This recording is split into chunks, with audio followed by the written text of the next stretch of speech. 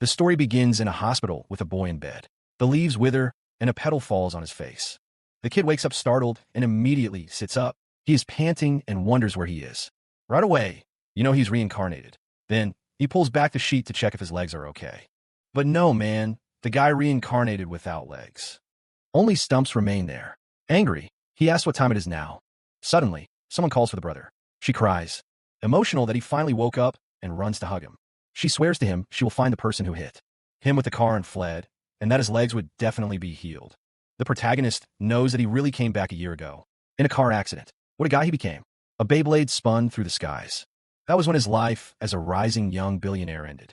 A girl runs to rescue Mr. Shine, but after that, he became wheelchair-bound. Things only started to go wrong from that moment on. Someone enters the room and calls for Shun King. The protagonist, with a desolate look, calls for Tian Kai, who says that his big brother brought some food for him. To recover, this was the person he trusted most in the world. A brother he was very close to, named Xiao Tian Kai. However, this guy took advantage of the moment when he was weakened. To take over the international group, he had created and used the protagonist's health condition to force his sister to marry him. Luckily, this guy is a brother of a friend, not a blood brother. And he told the protagonist's sister that if she married him, the protagonist's future would be guaranteed. He would always pay for the hospital. Desperate, the protagonist orders him to let her go.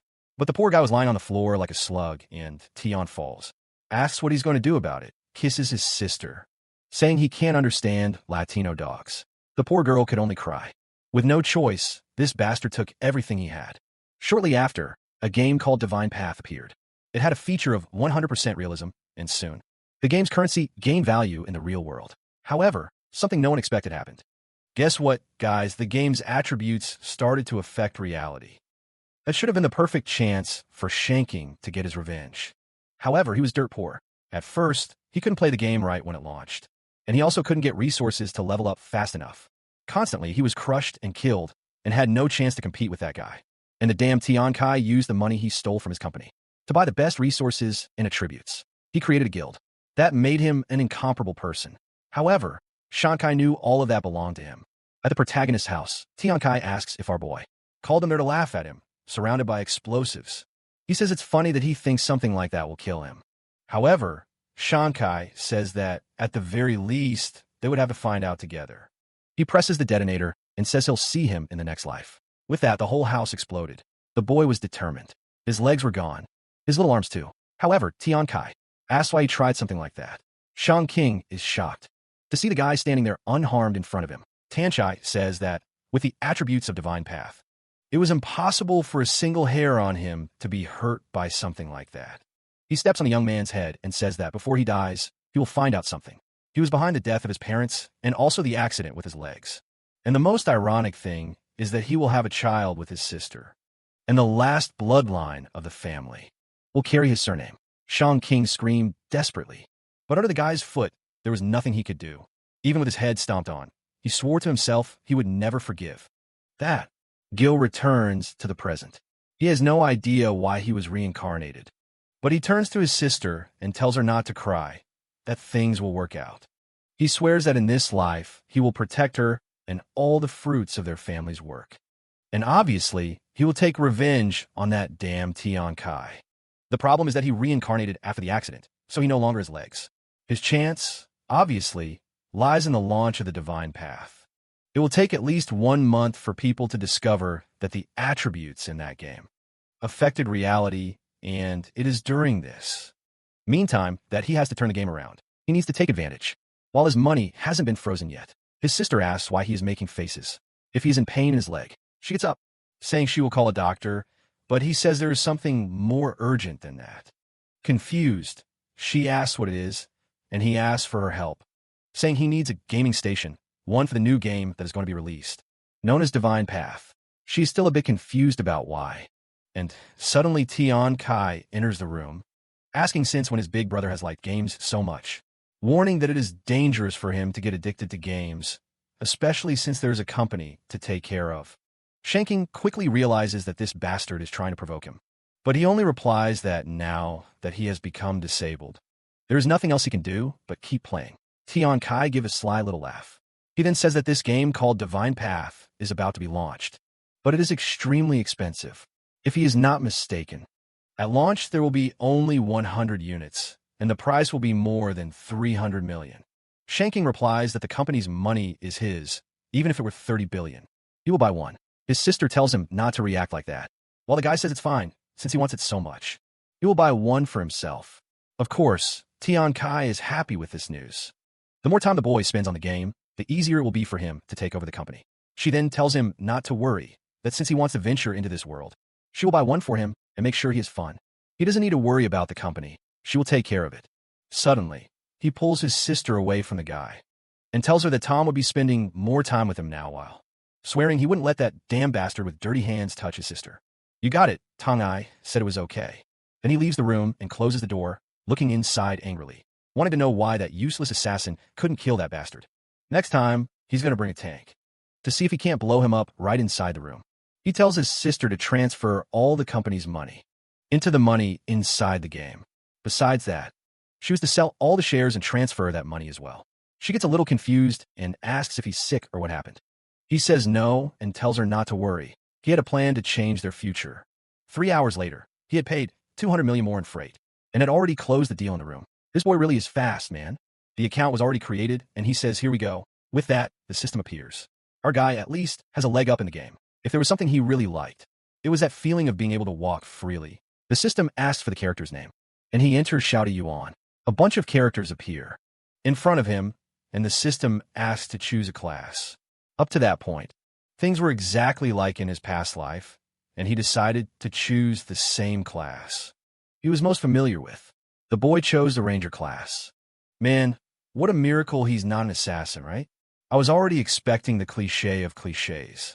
The system congratulates the choice. Now it was time to move on to the next step. Since he was a VIP user at the start of the game, he would receive an elven bloodline. Since the Ranger class matched the elves, he got a bonus because of that. As a special user, he also received a reward book. Man, this boy is the page win. One book gave him a skill that allowed him to detect weak points. He gets excited, just like in his past life. These are all the skills he has already mastered, as well as being one of the top 100 players.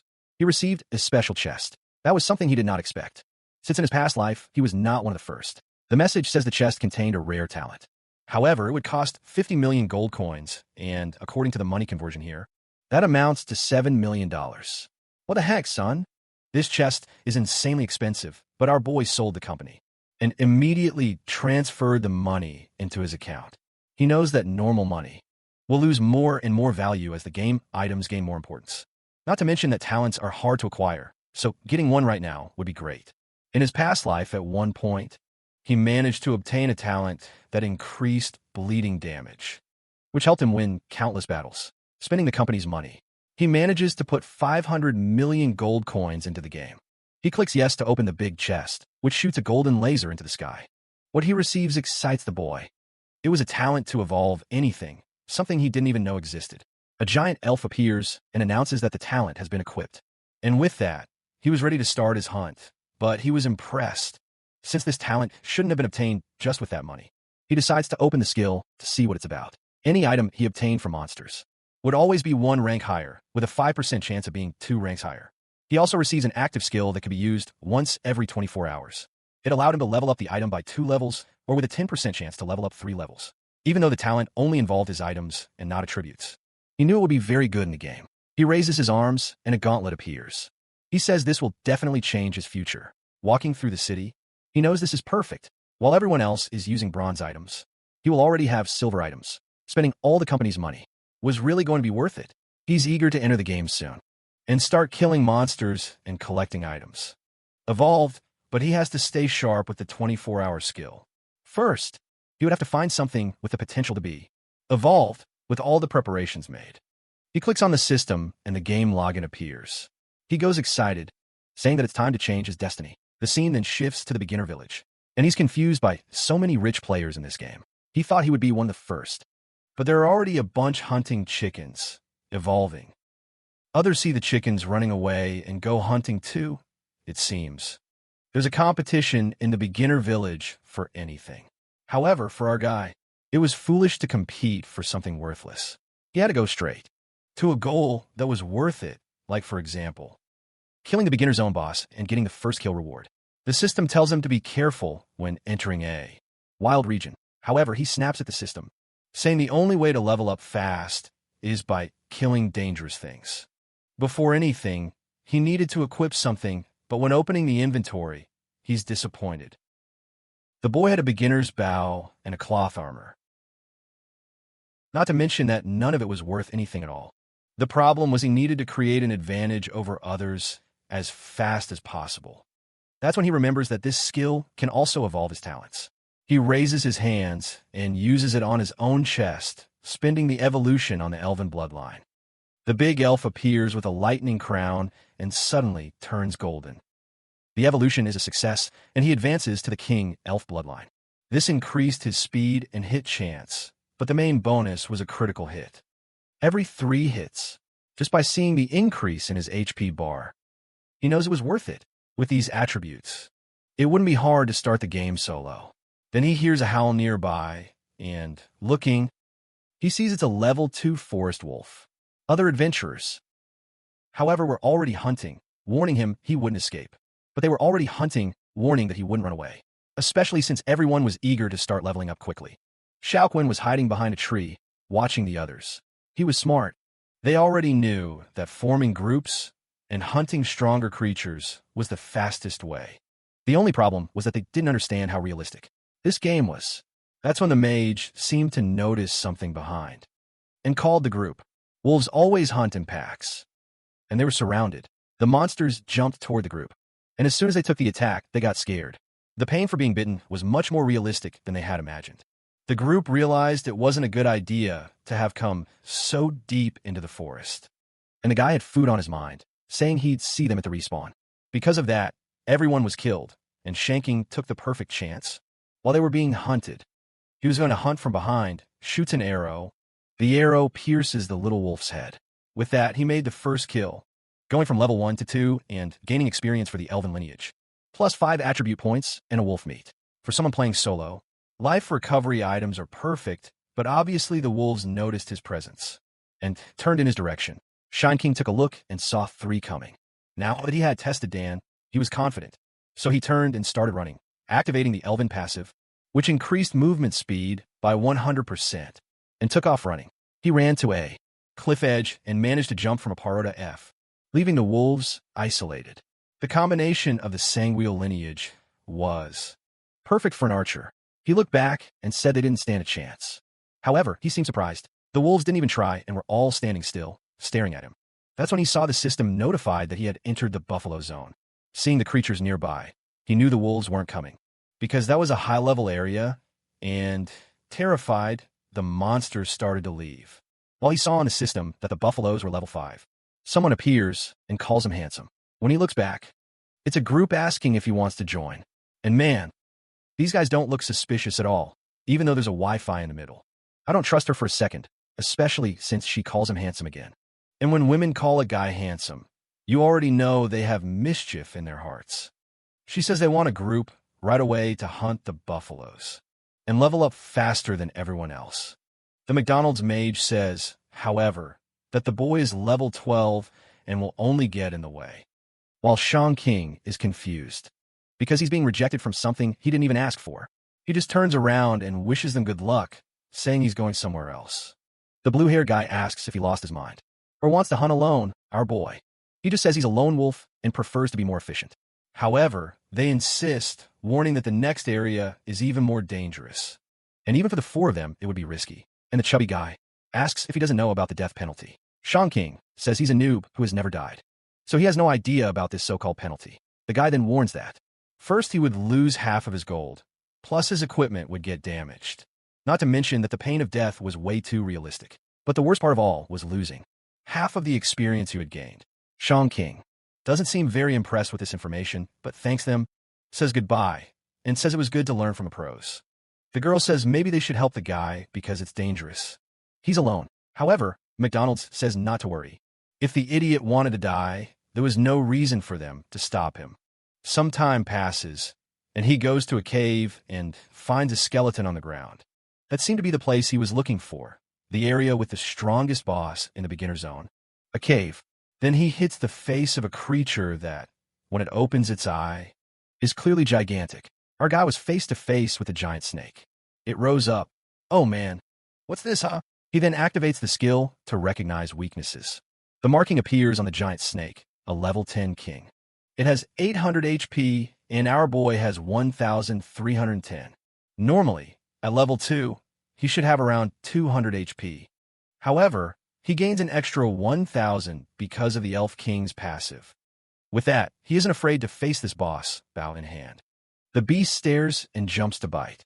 Although it was fast, he was also quick, manages to dodge to the side, and pulls the bowstring. The first arrow hits, but only causes 29 damage, which was much less than he expected. In the end, a boss is a boss. He dodges again and is thankful, because at least his speed was enough to avoid taking damage. Even though it was a strong monster, it was slow enough for him to kill it little by little. But just as he was about to land another shot on the neck, the monster manages to block with its tail. Now the monster was defending, the only weakness where he could deal damage. He decided to rely on speed, and fires a bunch more arrows, but the monster keeps defending. He deals 0 damage until he finally finds another opening and deals 58. It was going to take even longer than he expected. However, he really was faster than the monster. But suddenly, he notices something strange. The boss starts to inhale and fills the cave with smoke. The poison begins to drain 10 HP per second. Doing the math, he knows he won't have much time in this place. The problem is the snake was climbing to the top of the cave, making the shots more difficult. But pulling on kings wouldn't be enough. He pulls another arrow, saying he's being underestimated. This attack will get him this time. It deals 116, man. Right on the neck again. The boy has a hack. He really does in this case, right? The monster falls to the ground and takes extra damage, because every third hit is always a critical hit, and he tells the boss to get ready to see how many hits it can take. The little snake is starting to get a bit sweaty. He already realized it wasn't going to be that easy. Shortly after, the monster had 597 HP, and the She-King was confident that, even losing 10 HP at a time, he would still win this. His HP kept dropping until it reached 1,010. The problem was that the snake was starting to make things even harder. He was standing still, when, suddenly, he was forced to dodge several tail whip attacks. As soon as the monster realized it wouldn't be possible to avoid his attacks, she started attacking to prevent him from attacking. He then dodges another one, and thinks that, as smart as she is, she's underestimating his speed once again. Another arrow straight to the neck and a critical hit of 200 damage. He notices that, strangely, the damage was greater on the belly. Even though the neck was the weak spot to kill it instantly, it seemed the belly was the best place to deal damage. He prepares another arrow, saying that if that's the case, she's just going to die faster. However, he then notices something strange. The monster seemed to be smiling at him. The snake strikes the sun, and a crack begins moving in his direction. The ground becomes unstable, and he has no idea where the boss went. Suddenly, he ends up falling to his knees on the ground. This time, the HP reduction was 20 per second, and he only had 600 left, really. It was a monster meant to be hunted by countless players. Considering the poison damage and the escalation, he wouldn't survive at this pace. He then starts taking the wolf meat from his inventory, saying he'd have to spend more than he thought. In this situation, the meat gave 20 HP per second, but only lasted 20 seconds. He knew that, even though it wasn't enough, it would buy him a little time to climb to the top. The next 20 seconds would decide whether he could win this or not. He then starts sending a paker, jumping from one side to the other of the cave and slowly climbing, until it finally appears above the boss. He pulls an arrow and gives a little high to the snake. It looks like it didn't want him to leave. The arrow hits right in the eye of the boss, who throws himself to the ground. He realizes the damn thing was trying to escape again, but he takes advantage of her back being turned to land another shot on the weak spot at the nape. The monster turns around scared, afraid of taking another hit on the weak spot, just to see our boy preparing another elven arrow. The poor little boss is terrified and tries to retreat, only to get arrow after arrow, dealing 200 damage each and coming out through the mouth. Finally, the monster reaches 0 HP. The legend is destroyed and the poison is removed. The system notifies that his achievement will be announced to the server, and asks if he wants to hide his own name. Oxenkin considers this option, but decides he's been hiding for a long time already, so he tells the system to make the announcement. With that, the player Xiao Wang is congratulated for being the first to hunt the area boss. Beginner. The people in the beginner's village are a bit confused, want to know how he did it, since they just opened the game. Meanwhile, the rest of the groups say it's their own fault for being so slow, and the guys with experience from other games can't understand how this is possible. Back with the blue hair group, they are all exhausted. They killed one of the buffaloes and are sure that it must have been a super boss. The chubby guy says he's eager to find out what the first kill reward is, while the two are all flushed. They want to get strong to take care of the ladies who are drooling, desperate to get a compliment from the beautiful older sister. However, the system pops up for them, notifying that the player Chowda Umgue had earned 1,000 reputation points in a silver chest. The two can't believe that there really was someone stronger than them for having killed a boss with a higher level than theirs. Our boy gains extra experience, jumping straight from level 2 to 7. He gets 30 points to spend and puts them all into agility. Really no longer having legs made this boy dream of being fast. Actually for a class like his, agility also increases damage, right? So it makes sense. With the attributes distributed, it was time to see what the boss dropped. That's when something he didn't expect happened. The 10 silvers that the boss was supposed to drop turned into 10 gold coins. Meanwhile, the other players kill a buffalo to receive a copper coin. One of the items then goes to his praise, and he notices it has a golden shine. Maybe he had activated the so-called second evolution, but actually it was a crystal coin, a type of currency that had already been extinct but could be used to buy unknown things from some NPCs. Shine King had heard about this in his past life, but had never seen one. The system then collects all the items, and he decides to take a look. In his backpack, he obtained a silver rank snake sword. Obviously, for him who uses a bow, it was useless, but at least it earned some money. At least something in the middle of all that was useful. A silver scale armor that gave a shield of 300 health points. With a 300-second cooldown, he remembers that this armor normally had no special effects. Maybe it was the power of his passive, influencing the item's stats. The problem was that it required level 10 to use. And then he remembers that, because of the achievement, he received a silver chest from the reputation system. He asks the system to open it while praying that it doesn't contain something only useful for another class again. What he receives is a legendary skill, the 7-arrow rain, basically an area attack that, for him, was perfect. However, once again, it could only be used at level 10. He is a bit disappointed and, at the same time, anxious, because he would become much stronger as soon as he reached that long-awaited level. Then someone in the cave asks if there is anyone there, asking for help. When our guy goes to see who it is a very healthy girl, asking if there's a way to save her. She had hidden there to escape the big snake. Her name is Miss Go, and he knows she is an NPC, famous for giving some secret quests. He explains that the snake had already been defeated, so she could leave there, but she shows that her foot was injured, puts her hand on her mouth, and asks if he can carry her. I thought Shankings was going to be that cold, calculating protagonist. But he blushed completely, a fool. The next second, he already took her outside, where she was gently touching his face, saying she would have died if it weren't for him. The next time he saw her, she would take care of him with great affection, but he wonders what this next time business is about. And at that moment, he drops the woman on the ground. She then says she doesn't have much to pay him, unless he wants her body, and starts to turn around, saying that if he wants, he can have it, but he immediately tells her to stop that, because that's not what he wants. She laughs and says that, apparently, he knows the test, starts pulling a blade from among the mountains, and says this is the reward. It was a bronze dagger, and she quickly slaps. It comes to her face and orders her to hand over the secret immediately.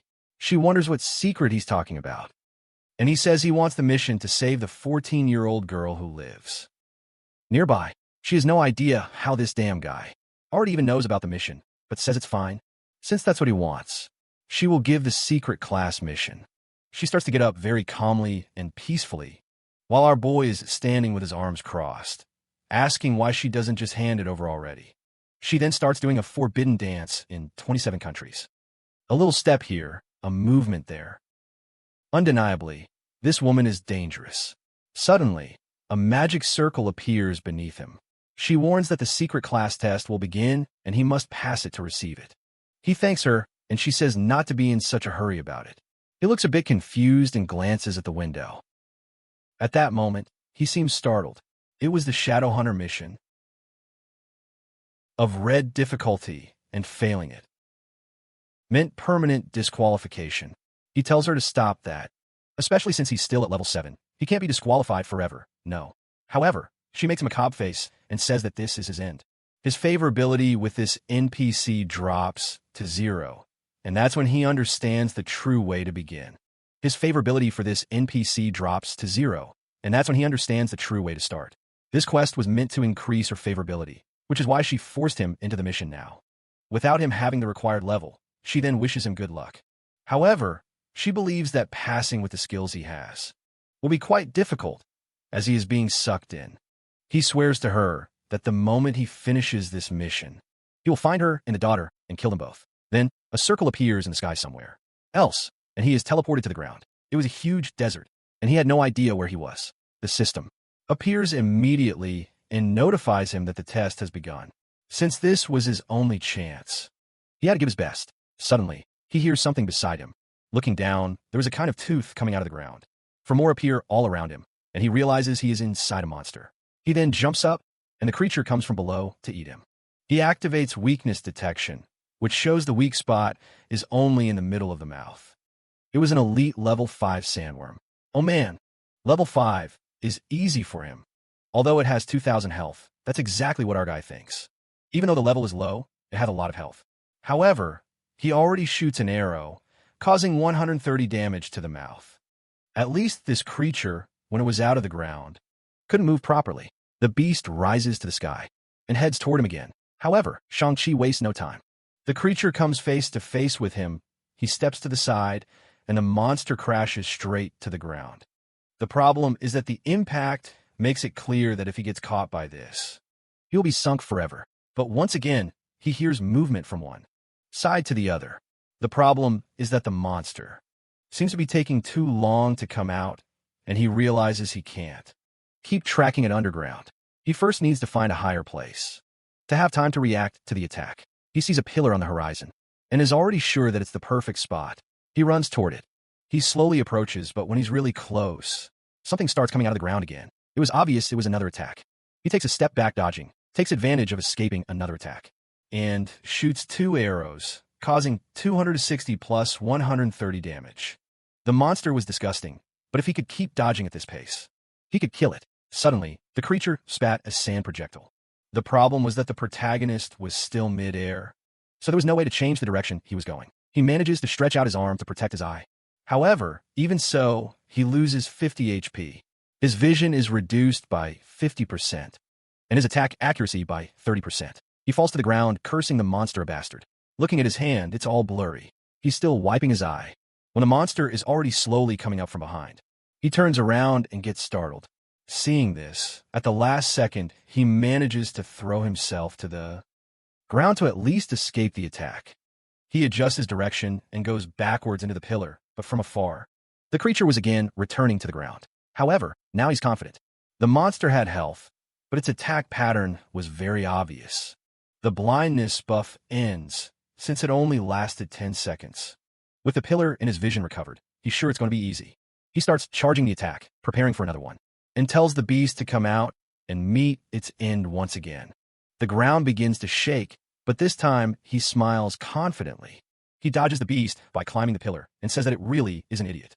The monster launches another attack to blind him, but since he was close to the pillar, he manages to change direction by jumping to the side and firing another arrow.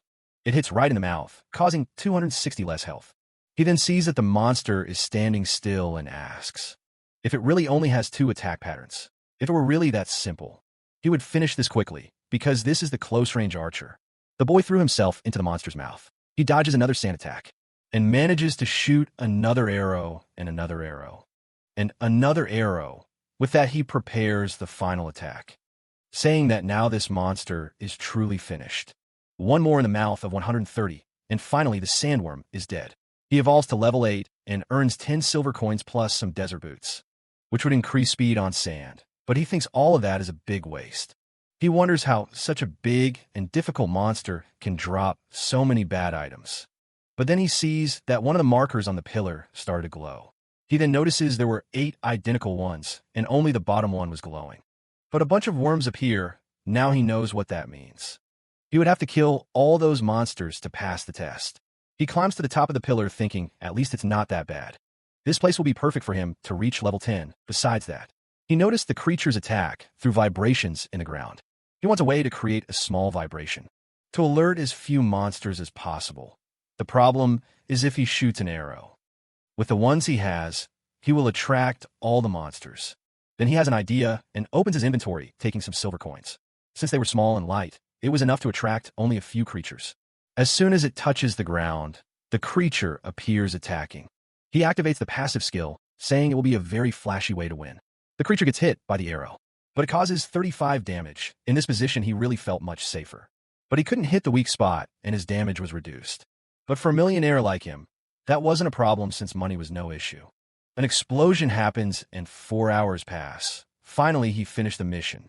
Still on top of the same pillar, but now surrounded by the sandworm corpses. Now he reached the long-awaited level 10. He had 15 points to spend. But he remembered something that was bothering him. He hadn't received many items, and wonders if it's because his luck is at 0 considering the talent he has. Or luck was good, since the items he drops are upgraded. He then decided to test that new skill he received, which he only used at level 10. He strikes the snake, and he seems impressed with the impact it causes. The reason he put luck is because, actually, it is a very good attribute.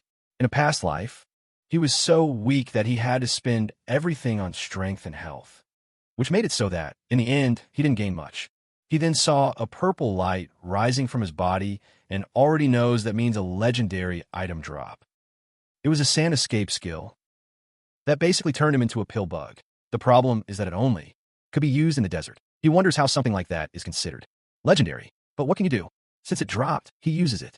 I thought he had used the new arrow skill, but he just learned it now. Besides that, he equips that armor he got from the big snake. He's sure that, at this moment, he must be the highest level person on the server. Not to mention the entire pillar lit up. What he wants to know is why nothing is happening. As soon as he thinks that, the ground starts to shake. The pillar in front of him opens, creating a passage. When he approaches and sees the stairs, he is sure the real reward is inside. It was the perfect chance for him to test the new equipment and skills he received.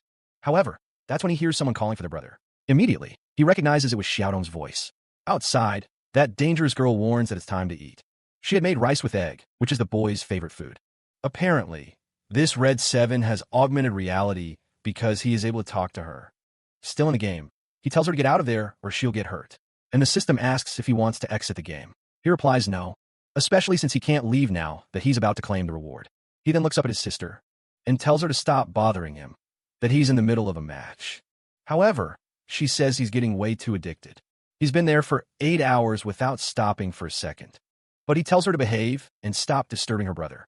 She makes an angry face and walks away, saying she doesn't care about him anymore, while thinking she doesn't know how to make him feel better. Inside, our guy apologizes to her. But for now, it was necessary since he needed to get stronger. To change their future, he then walks toward the portal, saying it's time to unlock the new class. A blue glow appears on his face, and when he opens his eyes, he finds himself in a cave. The system warns that it is an extremely dangerous area. He was supposed to be cautious. Shinken is already sure this is the boss room. Suddenly, a creature begins to rise in front of him. The boy looks scared that something like this was there. A golden level boss called Desert King with 200 attack and 6,000 health. Shank is shocked by this entire resistance and immediately activates weakness detection. However, the skill cannot detect any weakness. And before he could get his bearings, the boss is already attacking him. He manages to dodge, but is thrown far away, the impact slamming him against the wall, causing 100 damage. He is scared that the attack wasn't even that direct, and yet he took so much damage. It really is no wonder it was a golden level boss. Just dodging the hits, a little smirk at the corner. He then says this game is tricky, but it only causes 1 damage. This happens because the beast's defense is so much higher than his attack, that it ends up being reduced to 1. The boss attacks once more. However, instead of jumping, he decides to run to take advantage of his speed, but before he can get enough distance, another attack is already coming, and this one he knew he wouldn't be able to dodge. The impact sweeps the ground, but when the boss looks, there was nothing there. The fool had managed to jump and grab the beast's little arm. However, he starts to be shaken and thrown into the air. Shinken looks down and finds an opening. He prepares the new 7-arrow skill and shoots it toward the boss. The boy caused a considerable amount of damage, at least. Each arrow shot deals 1% of the monster's maximum health, and it ignores defense in a barrage. He managed to reduce the HP from 6,000 to 5,100. However, the monster attacks again. He manages to dodge, But the impact damage alone is enough to break his armor. He realizes that, at this rate, things won't go well. Suddenly, he decides to change the plan. He starts climbing the boss from the arm up to the head. Once on top, he activates another 7-arrow attack. However, nothing happens. That's because the fool is out of mana. Paw's ability, although very good, still consumed a lot of energy. The problem is that, considering the rate he recovers mana, it will take 4 minutes before he can attack again. And the boss suddenly jumps to the ceiling. He realizes the creature wants to crush him. Because of this, he is forced back to the ground while the monster destroys everything. A strange purple glow then appears in the boss's eye, and the system notifies that a weakness has been detected and marked. Upon observing, he notices the marking was showing the abdomen. Now it's clear why it hadn't appeared before. The only weak point is right under the belly. The system then warns that the boss was about to use his skill. It would deal 100 damage per second and restrict his movements. For 60 more seconds, he is shocked by all this effect. Suddenly, some tornadoes appear around him. He wonders why a boss at the start of the game has such overpowered skills. Not only was the damage very high, but it also lasted a long time. He wanted to move, but the pressure was so intense that his leg wasn't moving at all. A touch of the magic, and he loses 100 HP. Realizing he wouldn't last long, the boy is taking a ton of damage. It was already more than 400. The problem is that he can't delay it. Since the boss is still stuck on the ceiling, he starts trying to find a way out of all this. Unable to avoid the tornadoes, he decides to risk another arrow shot. And it causes 260 damage, cursing the damn monster, who is very comfortable in that place. However, the boss glares at him again, and the tornadoes get closer. He keeps losing health, until after a while, everything ends. Our boy seemed to have disappeared from the spot. Obviously, because he had used the ability to go underground. And as soon as the boss lowers his guard, he appears again, already shooting another arrow. Another 130, right in the middle of the abdomen. The monster activates the tornado again. However, now he found a solution, activates the sand escape, and is back underground. He comes out on the other side and unleashes another barrage, causing 300 more damage. As soon as the boss realizes he can't deal with this, he goes back underground. He comes to hit him with another paw swipe, and our guy returns underground. He comes out the other side, waving goodbye. The boss attacks again. However, now the Shang King is confident. It's clear why this ability was considered legendary. It barely consumed energy, and he still wasn't at fault. Suddenly, the boss starts calling him an idiot, and our boy is confused. This damn thing can talk. 3 hours pass. He has 720 HP. The battle is lasting longer than he expected. But, once again, he has the 7 arrows ready. The boss has 1,160 HP. Our boy says he's going to finish him off. However, the boss responds that he will give up. Because of this, the Shang King gets a little confused. The boss shows his abdomen and says he's tired of this fight, that it has already lasted several hours. He just wants this to end soon. Our guy then prepares the arrow and says that, if that's the case, he's going to finish this here. Another attack with 7 arrows, and the monster's health finally drops to 0 for having killed a stronger creature. The experience increases. He levels up 3 times. He's impressed that, in just one day, he's already at level 13. The system says he qualifies to change class and asks if he wants to. Obviously, he accepts after all that effort. The elf then appears above and begins to transform. He is surrounded by a dark aura, and the class is then changed. He gains more HP, attack power, and attributes. And now, with the Ghost Hunter class, each level gives 7 points instead of 5. He also receives the ability to create a ghost for 30 seconds, which would fight for him. He also gains a bear trap skill, which is impossible to read unless you're in VR to turn this screen. Then Shang King says the skills are kind of common, but fit his class very well. Apparently, one of the trap's features is that, when someone steps on it, they take double damage. Something he's eager to do is use his ability to evolve anything in this class. However, the cooldown is still 5 hours, so he'll have to wait a bit, at least for the passive evolution. That activates when collecting the boss item. Apparently, the luck he spent was worth it. He's excited to see he already has 43 gold, and is eager to see what else will come from the crab. Finally, what he wanted so much.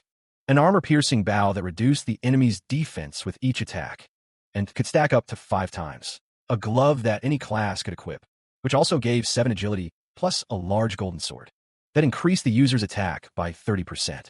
It was a pretty cool item. It was just a shame he couldn't use it, but he would definitely sell it for a good price.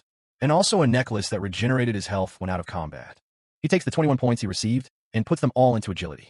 Looking at the status window, he's eager to keep playing until the system says that since he's been in the game for 15 hours, he will be forced out before he can speak. Some boy is kicked out and is back home, or in this case, right? He's back in a hospital, inside his cocoon. He can't believe that a game meant for adults has some kind of anti-addiction system. However, it was all fine, since everyone would have to play following this rule, and so far things are going well for him. It wouldn't take long for him to start his revenge against that damn Xiao Tian Kai. He then goes to his sister, who was sleeping in a hospital just because he was there. Besides that, the food she had made smelled really good. He knows his sister was spoiled her whole life and never had to do anything, so he knew that just her being there, always supporting him, was already a big effort. He not only wanted revenge, but also wanted to make sure she had a good life. However, the food he imagined to be good was actually horrible. It seemed like she had spilled a whole jar of salt on that thing. Suddenly, she wakes up and says he finally stopped playing for a bit. He, all crooked, apologizes for waking her up. Then, she comes over and asks, "So, how's the food she made for our guy?" He said the fresh ingredients taste amazing, and the food is very delicious, all nicely browned. Then, she says she wants to see him eat it all since he played all day and must be starving. He gets a little nervous and, looking at the bowl, already sees the spirit leaving. What the poor guy doesn't do to see his sister feeling good. The next day, he wakes up devastated, but someone approaches the bed and asks, "How is Mr. Sheen feeling, young man?" Out of nowhere, she comes in like that for the game. She said he had diarrhea and vomited and scared everyone. That sly doctor thinks that even though he doesn't have a leg, he's still handsome and rich. If she could win over the boy, at least she would live in luxury. Oh, who said he's feeling fine? It must have been just a side effect from playing too many games, young man. That doctor has a lot of talent. She says if he needs anything, just call. She didn't care what it was. She was going to help him feel good. He then asked to be pushed in the wheelchair and placed in the gaming chair. She looks a bit confused, wondering if the charm really didn't work, and if the damn game matters more to him. With him already inside, she tries to understand what happened. Could it be that she messed up the makeup today? Oxen King ignores everything and starts the game once again. The character appears, and, upon opening his eyes, we're back in a mess. It was only the second day of the game, but there were already 300,000 players, and there was that gaming station, which was much more expensive.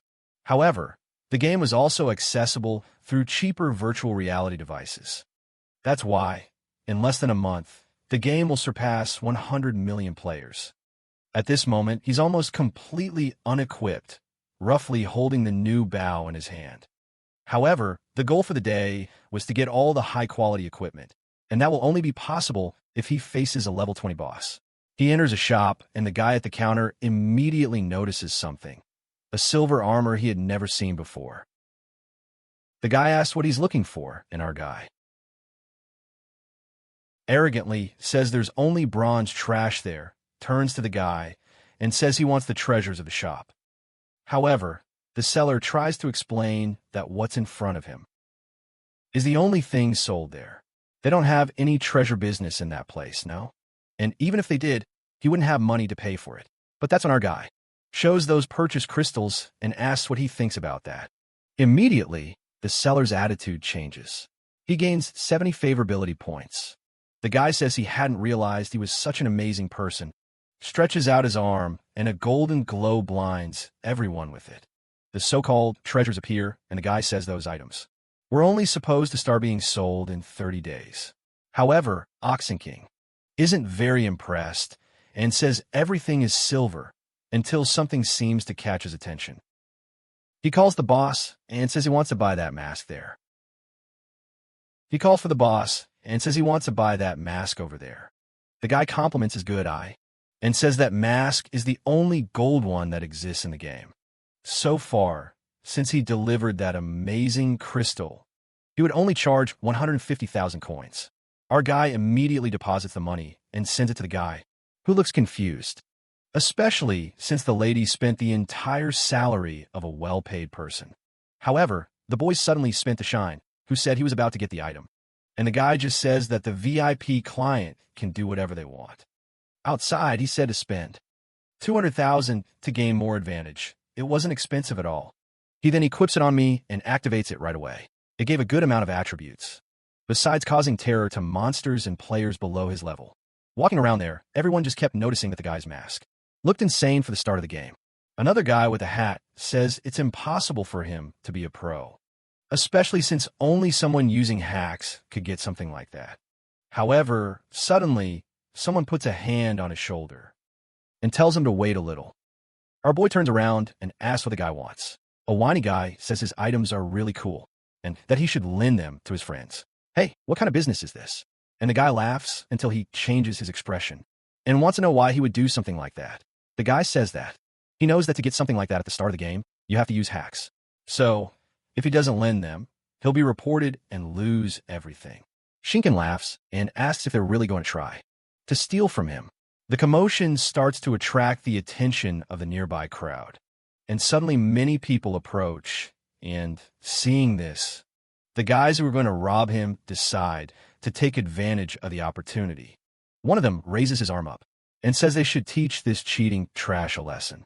The protagonist wasn't paying much attention to this until he saw a crowd shouting the same thing. Everyone around there was asking to teach that trash a lesson. The grumbler then says that if he knows what's best for himself, it's better to hand it over quickly, or else the three of them would kill him. And every time he respawns, he'd be killed again. The protagonist replies that jealous people are the same everywhere, and can't stand seeing someone a little better. He takes a look and sees that the guy's levels don't exceed 5, so he tells him to come all three at once. The guys don't hesitate, and immediately the three jump on him, while our guy sees the perfect chance to activate the masked effect.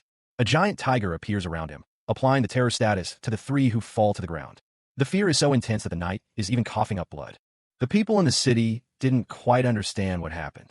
Then Shank asks, what's this business about killing him on respawn? He says his name is Calho and Wong, and they're welcome to kill him whenever they want. Wow, he was humble enough to leave without finishing him off. This boy is a good guy, but that's when people decide to check the rank, because it seemed like they had heard that name before. Obviously, our boy was the top one at level 3, while the closest guy was at level 8. Still, everyone was already thinking that. It was a good thing they didn't get involved in this. The grumbler falls to the ground, realizing he was humiliated and there's nothing he can do. He tells himself he was unlucky to provoke the number 1. Sometime later, our guy approaches some cabins in the forest. But before going back to hunting, there was something else he needed to do. He finds an NPC lying on the ground, approaches, calling her little girl, and asks if she knows where Ladybug went. However, she replies that she's not a little girl, since he's not much older than her. So he should stop calling her that because of the girl's attitude. He's sure he's talking to the right person.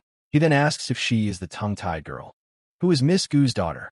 The confused girl wants to know how he knows her name. However, this psychopath says that her mother promised the girl would marry him in 5 years. The girl gets a bit confused and immediately runs off, wanting to know why her mother sold her like that.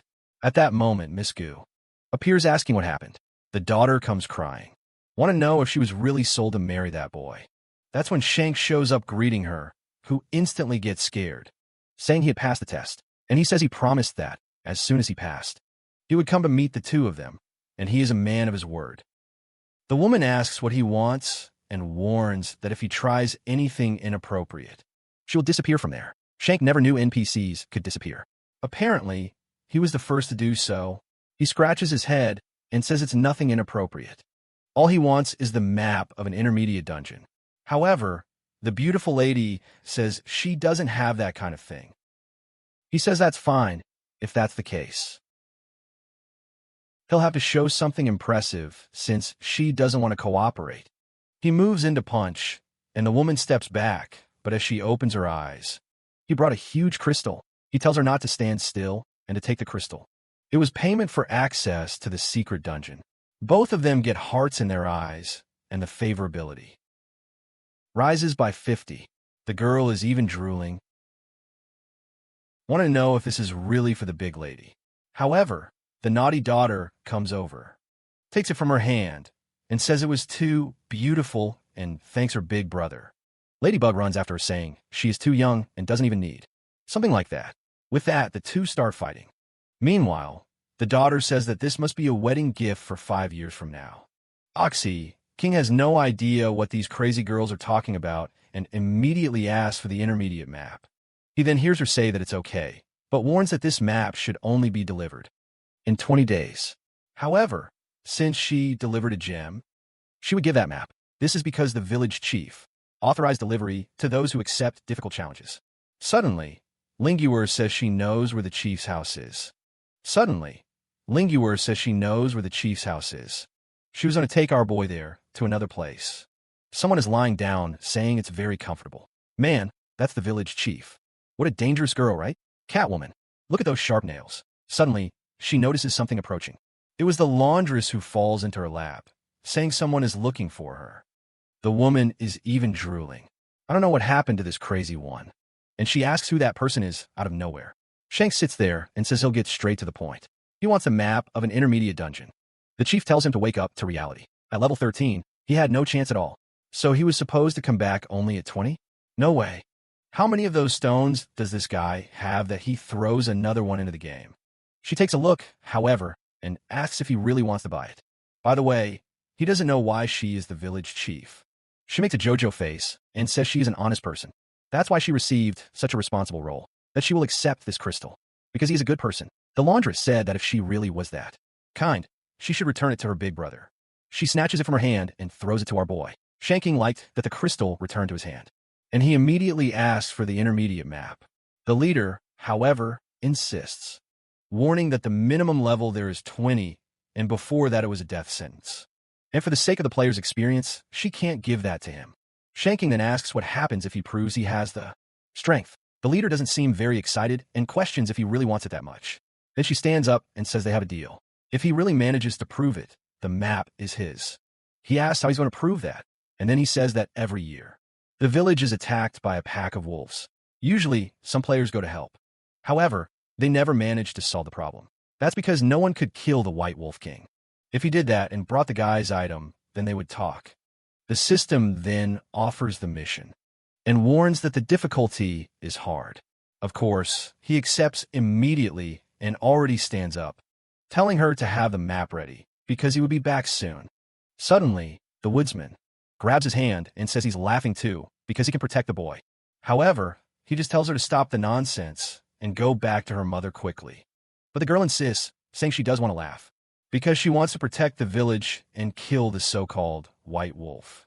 Our boy asks the leader if she can control this crazy girl or not, but suddenly, the system updates and notifies that the mission now has an additional condition.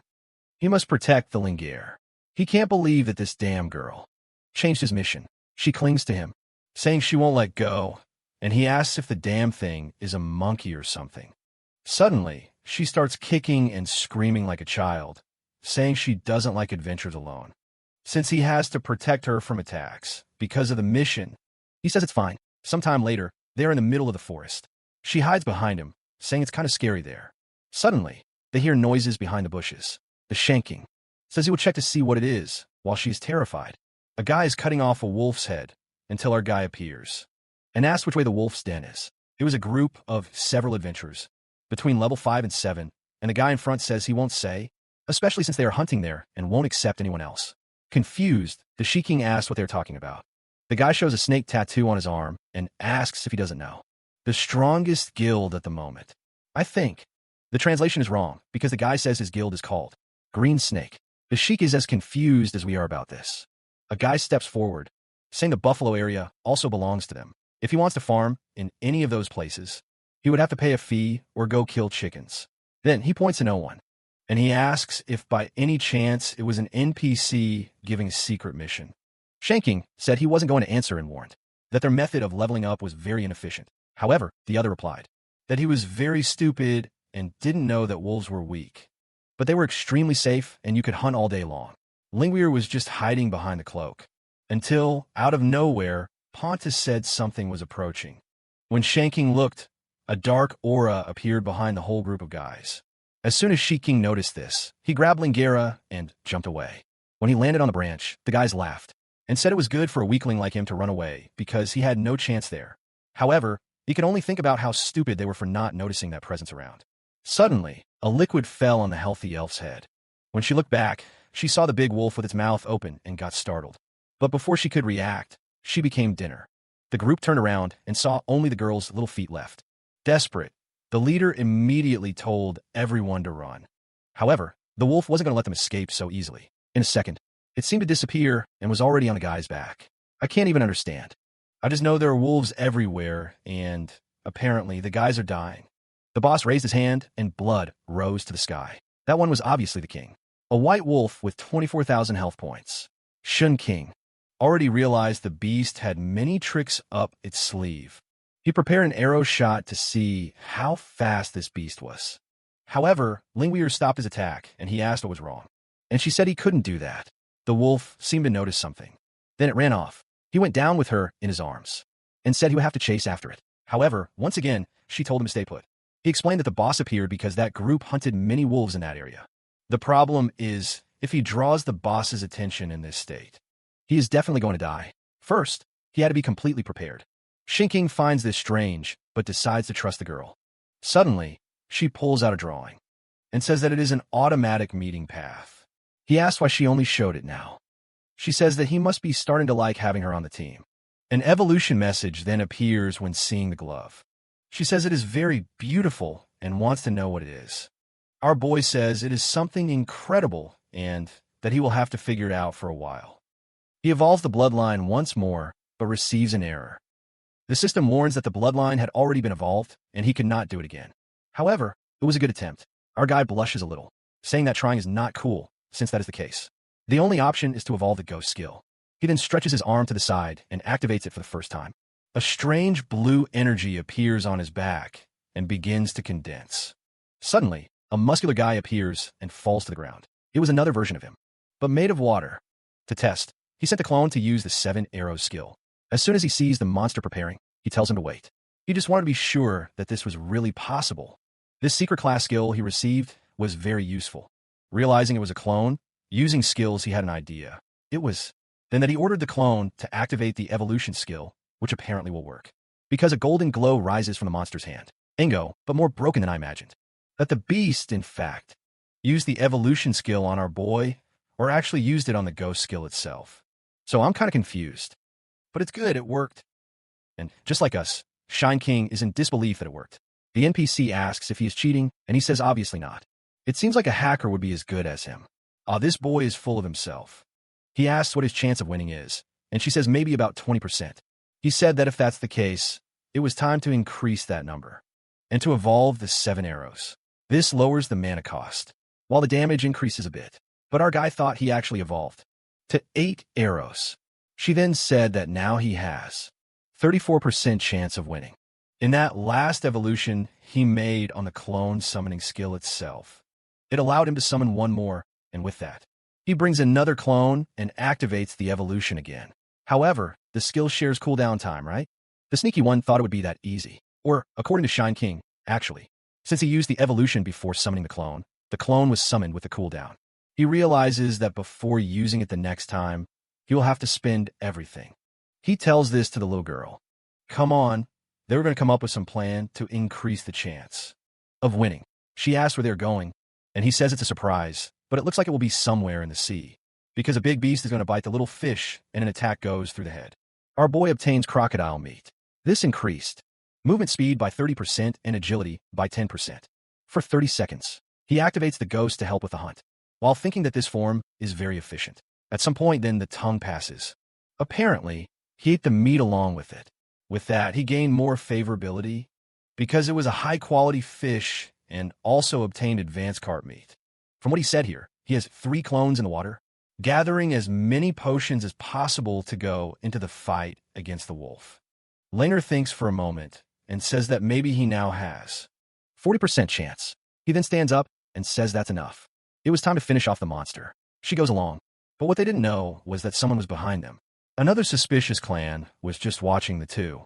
After a while, they arrived at the wolf's cave. Immediately, Shankin summons the clones and uses them to set that deadly trap with. One of the skills I didn't even see. They still had 3 clones, but there were 4 in total. He waits for a cooldown period to pass, and sets a bunch more in just a few seconds. There were already about 10 traps on the ground. The linker said he was overdoing it, and that his chance of winning wasn't increasing because of it. Shinking explains that all he wants to do is prevent the wolf from moving. So free, yet she insists, saying his chance hasn't even reached half yet. He says she doesn't know everything and to just watch, he'll handle it. He tells her to go behind the tree and not show up no matter what happens. He goes in front of the cave and shouts, calling for the boss. Obedient little boss. The boss immediately appears and comes at him, while Shank says this guy is ready to fall into his trap. However, the wolf suddenly stops and sniffs, or stares for a second and starts heading back to the cave. Now, he realizes the boss was much more alert than he thought. He keeps shouting, telling the coward to come, while Lin Gui is just watching all this. While she was thinking she wanted to see what he was capable of, someone suddenly comes from behind and covers her mouth. The system notifies that the trap had been triggered. He gets confused, especially since the wolf hadn't passed the entrance. That's when he remembers he had left some traps behind, and looks back, and that's when he sees some people had captured Linger. She's struggling there, yelling to be released, while two heavy guys on the traps tell the boss to break it quickly. Meanwhile, Shang King appears and orders them to let her go. The language says to release her, or else the future husband will hit. The guy immediately notices something strange and asks about the girl's age. While Shang King can't believe this damn girl is going to leave him with a sick hunger, she starts yelling, telling her husband to save her. And he's confused, not knowing what this crazy woman is talking about. Even the villains are laughing at the boy, saying he's the nastiest guy in this game. Then the boss asks if he doesn't know that this area is his team's zone. Hey Jenkin, say you heard that this place was the territory of the Green Snake. The guy then asks if he's being used for knowing that and coming to this place. He comments that his brothers were recently ambushed. He approaches Shank and asks if it has anything to do with him. The protagonist just replies that it has nothing to do with that. Just wait for the guys to respawn and ask them.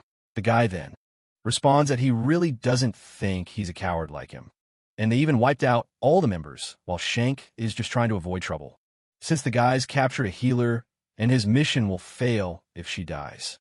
The guy asks what he's doing, saying he's just walking around. However, the guy's boss just asks if he thinks he's an idiot. He knows the strongest creature in this area is over there, and all the rewards belong to them. The protagonist is starting to wonder if it wouldn't be easier to beat these guys. Soon he has a better idea, makes a proposal, and says that if the guys let the healer go, he would show where that boss is. But the guy asks who he thinks he is, to want to negotiate a girl out of nowhere. Then appears and says this guy's name is Yin Shun, and he is the third young master. Our guy should know that this guy is the 27th, strongest in the game, and show some respect. Shin King then remembers that his family owns some shares in Yin Shun's family company. Actually, 40% belongs to them, and even the boy's father is polite to him. He replies to the guy that he's heard about him, and Yin Shun says that if that's the case, it would be better for him to hand over all the money right away, before he could be punished. However, the protagonist laughs and says he's not really in the mood to climb. This situation raises its hand and says that, however, they apparently are trying to go too far. Suddenly, a roar comes from inside the cave. At that moment, it becomes obvious that the boss is inside for everyone. Young Shang celebrates, saying that they from the elite group will be the first to hunt this creature. Everyone runs out excited, and the guy who was holding the sausage throws it onto our guy's arm, saying he now has better things to do, but they'll settle the score later. However, our guy and the sausage holder already know these guys don't stand a chance. Not only do they have no idea how the boss fights, but they didn't even prepare. The worst part is that they are stepping into the trap sequence he created. In a split second, the guy's entire team is trapped. The foolish leader stands there, staring at the boss. Seeing him prepare to attack, the guy still has no idea what's in front of him. The mage right behind says the weak point was detected, but it was a level 20 creature. The filler tells him not to panic, because he was there and seemed confident because of a talent from that giant berserker, which he spent money to buy. The outfit blows the guy up, making him buff. A kind of energy clone comes out of his body and starts to grow. The giant berserker's passive increased his attack power by 150%. This was an ability the protagonist had never even heard of. And from the ground, the sausage holder asks if he's really going to give up the mission, but he says not to rush and to let the guys mess up a bit. Meanwhile, Yinxing's friends are just wishing him a long life. He was confident, thinking that no matter how big the boss was, with the talent he's using, there was no way he could lose. That's because it was impossible for him to die in an attack, and he had the support of the PT healers.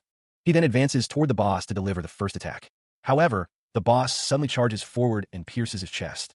With the attack, Shine was impressed that the poor guy didn't last a single hit with analysis. He immediately sees that the strike the monster used dealt 800 damage, with 0.7 seconds of reaction time. While the fool, Yin Sheng, has 80 HP left.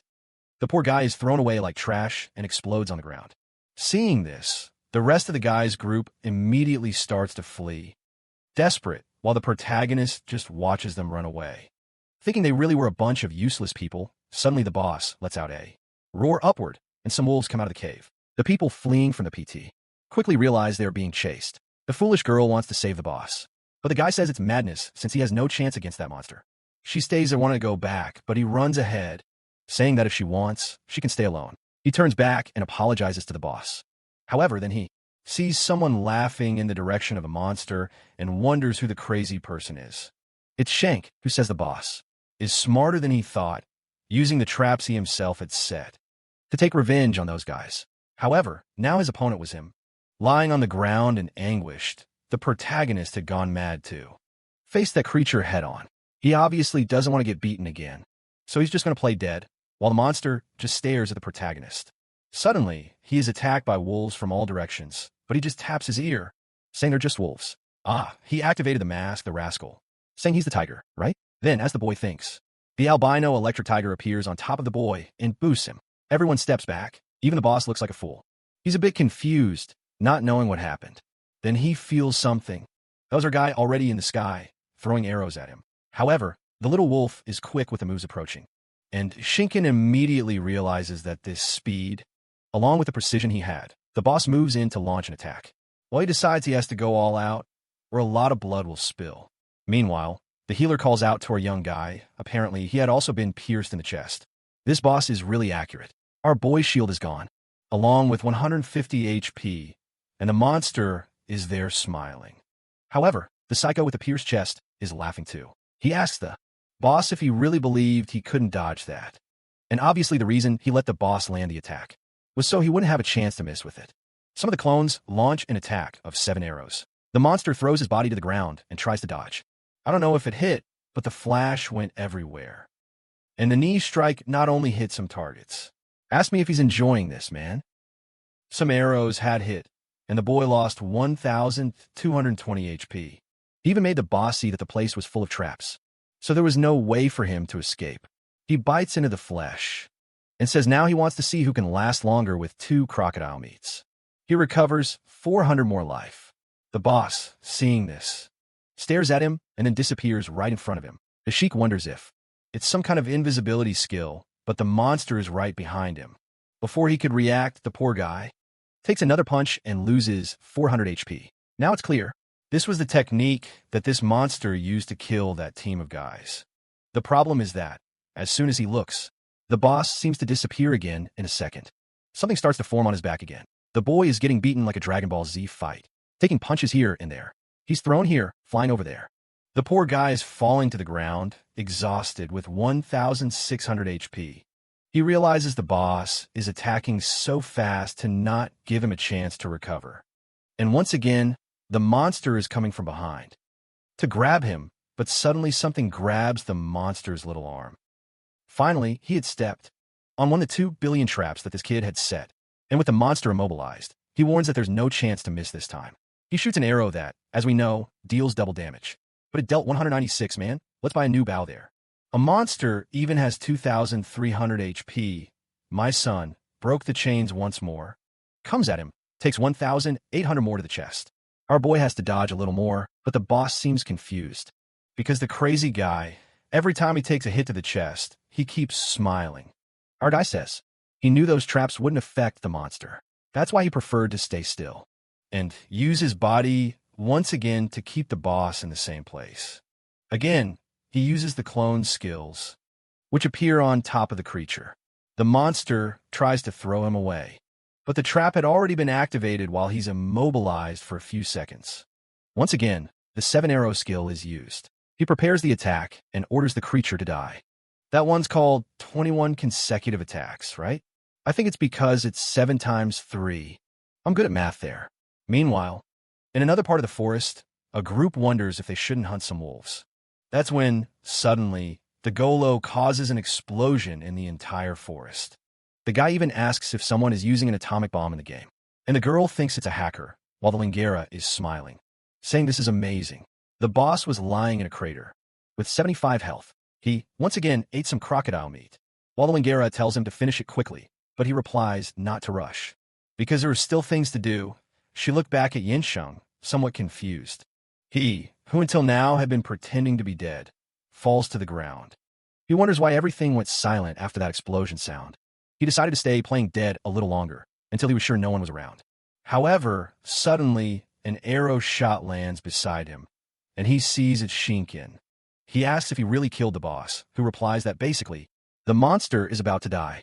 The guy then kneels down, asks for forgiveness, saying he couldn't recognize the greatness of the boy. Our guy says he will not only forgive him, but also give him the chance to gain experience from a boss. However, for that, he needed to do a certain thing, but it was a favor for the future. So, when the right time comes, he would be notified. Freaks out at the arrow in the neck. He asks if he will accept or not. Our guy knows that this guy's family has some influence in the group, which will get him out of that company. If he gets the favor of this company, at least, it will be harder for him to lose his position. That's because it will take at least 6 months for all the game attributes to transfer into reality. And in the meantime, he wants to level up smoothly. Then who? He asks if he won't get an arrow shot as soon as he accepts. Our guy tells the boy to just ask for what he wants. He doesn't like negotiating with a person without greed. Because you can't tell what they want, it's up to you, hey? Anjin replies that since he doesn't understand very well, he won't hide it. He wanted help to level up and secure his position as leader of the Green Cobra gang. The protagonist laughs and prepares an attack. A golden energy starts escaping from all sides, and the arrow is heading towards the boss. The creature then dies, and he says the deal is done. Apparently, he agreed to share experience with a guy who instantly gained 2 levels. A Yanchinya says thanks, saying he will forever owe a favor to our guy. However, the same guy only responds by telling him to stop calling him brother, because they are not that close, and warns that if in any way he involves his name in anything else, he would wish he were dead.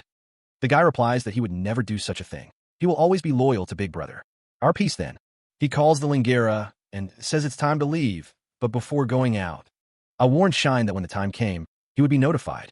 Watching the two leave, he just healed himself, saying he would make sure that favor was repaid in the future. Shortly after, he's exploding with anger at that damn NPC, who said she might accept to marry.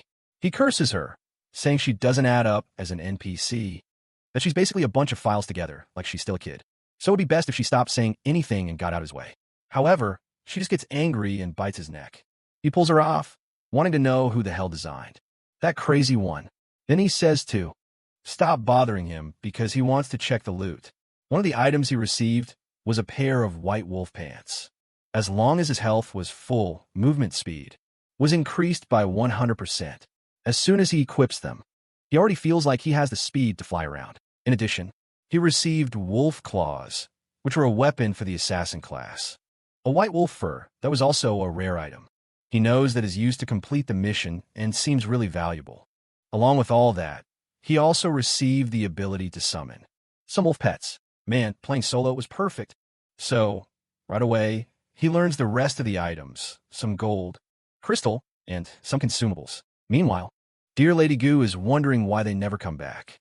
She says it's the village chief's fault for leaving a child there with a man. However, then she notices something and, looking to the side, sees that the two have returned. Ling comes running and hugs his hand, saying she was protected by our guy, and Shanking throws the wolf stone, saying that what she asked for is right there. The chief smiles and says she never imagined he would be capable. Indeed, he was not an ordinary person. She goes to the warm hiding spot and says it's all right. She pulls out a scroll and says that place is for people level 20 to 40, so he would probably die. But it was also a great opportunity since it was a place without players. He could farm alone. He just takes the scroll and tells her not to worry. Nisa Lingue asks if he's leaving already, our boy. She asks if, by any chance, she wants to keep following him. Immediately, the mother grabs the girl, telling him to stop talking to her daughter. Meanwhile, as the girl protests saying she wants to go with him, Lady Gu just turns and tells him that, since he has the map, he could disappear from there. He replies that he only received a map through an extremely rare item, so he thinks he is being tricked. The leader says he is just trying to take advantage of her at this moment. Shine King says he knows people like her have to pressure a little, raises his finger, creating a golden light, and asks if this is really the reward he deserves. She replies that he can keep the skill. He thanks her, saying that now it makes sense. It was an epic skill of a powerful attack.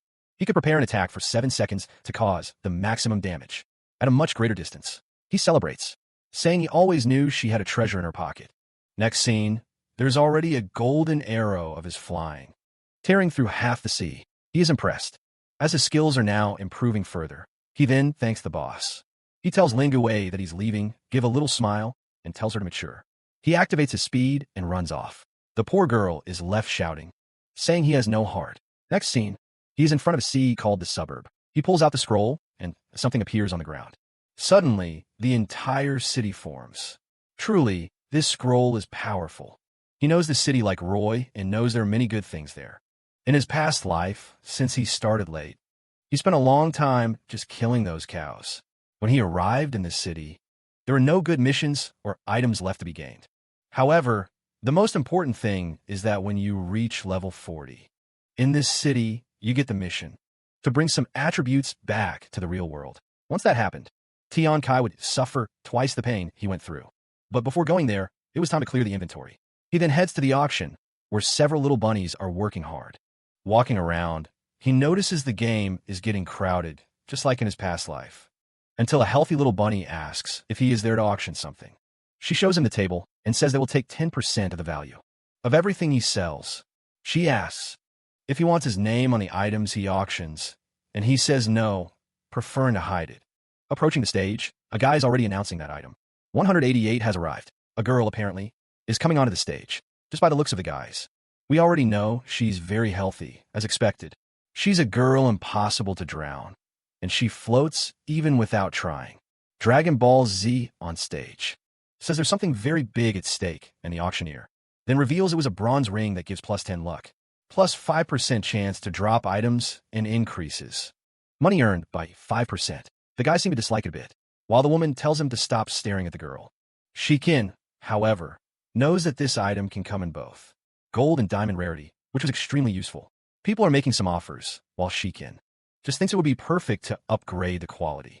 The auctioneer asks if anyone will bid more than 30. Then our guy raises his hand and offers 1 gold coin. The guys don't understand why they are offering so much for a bronze item, but a guy next to our protagonist offers 10 gold coins. Then it got crazy, and everyone thinks this is insanity, and the fool is just smirking at our guy. Hey, who thinks it's strange that the guy wants this, by the way? He really knew the value of this item, but for him, it would be perfect to use a skill. So, he raises the bid to 30 gold coins for this one. The other fool didn't expect it. He turns sideways, gathers courage, and bids 50 gold coins. The auctioneer says his clients are being very demanding, and the guy with the hat tells our guy to give up, because when it comes to money, he never loses.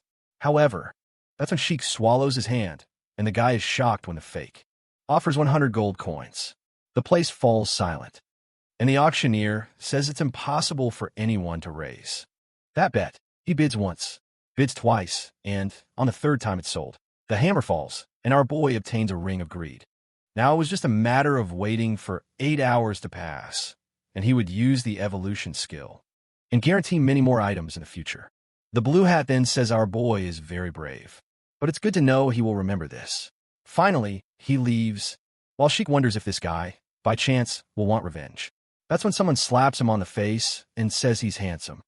It was the walking float saying that tonight he belongs to her. I don't know if he's very innocent or very Sigma, because he asks what that means. The life buoy says that Paido spent so much on the ring. It's because he wanted her as a gift along with it. Apparently, there's something like that at the auction, and he didn't know that it existed. She then puts her hand on his chest and says, not to worry, even though it was just an experience in the game. It was going to be better than in reality, and there they wouldn't have to worry about anything.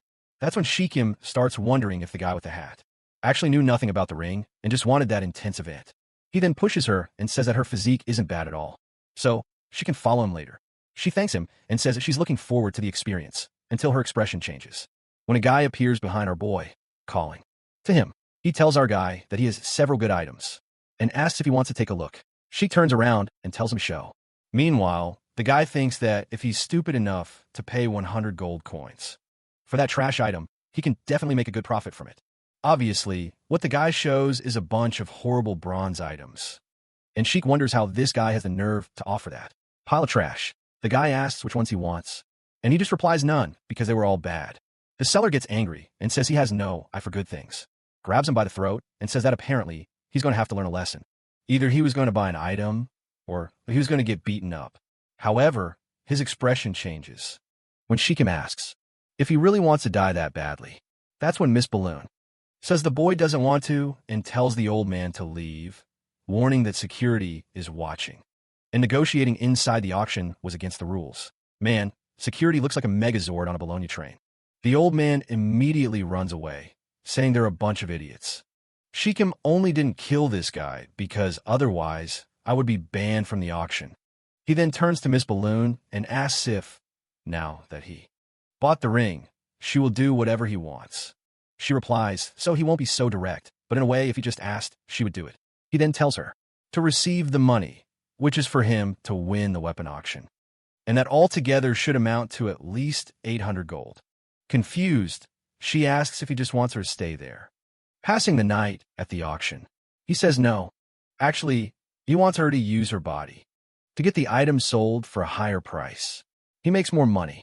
The poor girl can't believe that he is asking her to just stand in that place until he says she would earn double the amount, and she asks when she will meet him. He just leaves and, with his back turned, says that when the time comes, he will find her.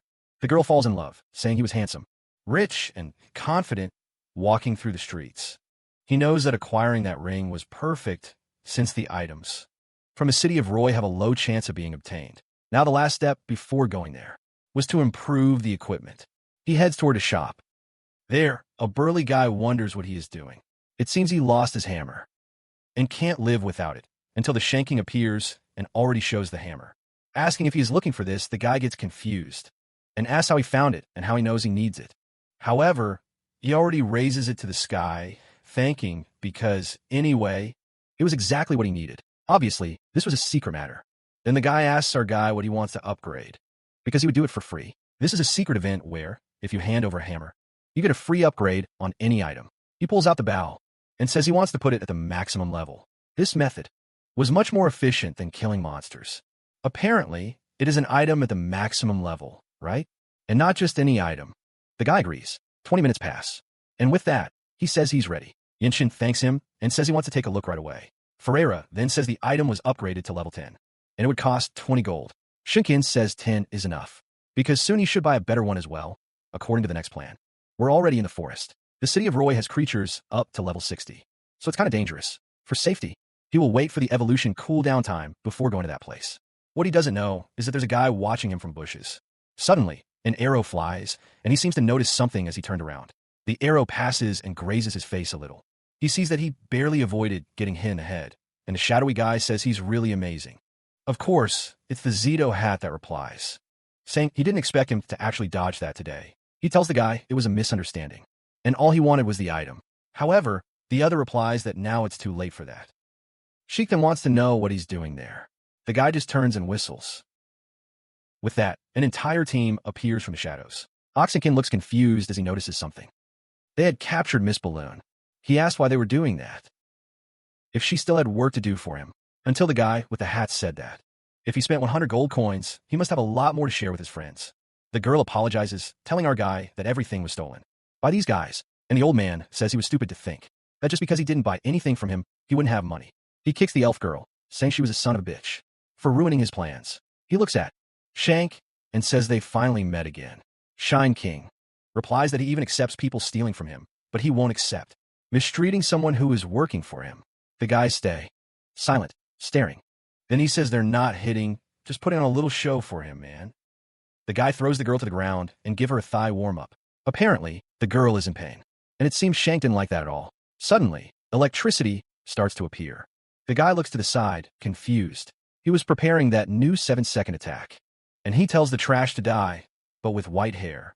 He advances, saying he won't give him a chance to use that move. He jumps on his back, but strangely, Shinkin moves as well. Already on his back, the arrow pierces the guy like a bazooka, and the protagonist just says the guy is way too slow, confused.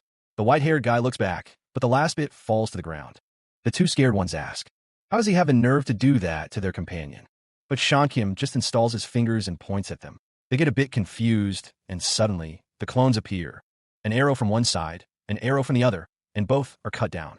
With that, the bodies of the two fools fall to the ground, and the Zulu hat comes clapping, saying he already expected him to be this strong. Shanks shows no reaction. The guy then introduces himself as Shibuya, and says that those people who attacked him were just disposable trash, and warns that he used detection on our boy and found out he's level 15. However, he just tells him to say what he wants quickly. Shibuya then asks if he's player number 1. Wong's goodbye. Shankim confirms, and immediately the guy returns 70 fragments and the gold he had stolen. He approaches, extending his hand to be friends. He talks about creating an alliance and forming a new gang. Combining their strength, they could dominate this world and have any woman they wanted. Shanklin just replies that he's not interested in those things. The guy asks what he wants, and he answers that obviously he wants revenge. Whoa, Bucha is startled. He starts to leave, saying just to get in touch. Almost changes his mind, but the protagonist asks where he thinks he's going. The arrow slices through the guy's cape as he throws himself into the fight. Nothing. There weren't many more chapters online. Everything that was available was from the knees for us. When I started the live stream, how much that kid suffered. I just wanted to see him get his revenge soon. Soon, dear Jankai will pay the price for what he did. But until that happens, you know what to do. Stay alert. He's the signal from there. I'm out.